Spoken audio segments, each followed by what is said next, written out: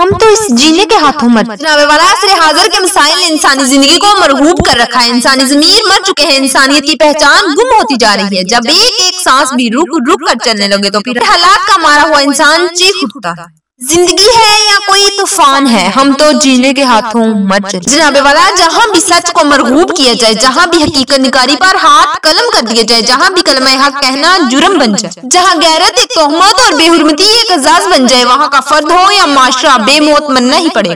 جناب والا زندگی خدا کی بخشی ہوئی رحمت ہے, جینا ایک نعمت ہے, مرنے کی دعا کوئی بھی نہیں کرتا. بات کسی ایک صوبے یا خطے زمین کی نہیں, کسی ایک ملک یا بر اعظم کا تذکرہ نہیں. زندگی کی یہ آبروئی ہر جگہ نظر آتی. اوف یہ اعلام و مصائب کا ستایا انسان, زندگی آج بھی مفلس کی کباہ ہو جیسے, میرے اندر کا وہ احساس کا مارا انسان مجھ سے میرا ہی پتہ پوچھ رہا ہو جائے. جناب والا ہم تو موت کو مسیحت دینے والے رسول حضرت محمد صلی اللہ علیہ وآلہ وسلم کی امت. محمد کی جلوہ گری ہمیں مرنے نہیں دے گی, ہمیں زندہ رہنا ہے. ہم نے کشکول گدائی توڑنا ہے, ہم نے باوقار انداز میں جینا ہے. اپنے وطن کے لیے, اسلام کے لیے میں ان جذبوں کے ساتھ اجازت چاہتا. دلوں کی بنجر زمین کب سے صحاب رحمت کی ہے سوالی, حیات تازہ کو پھر سے جلو جلال دو اگر تو بات بھی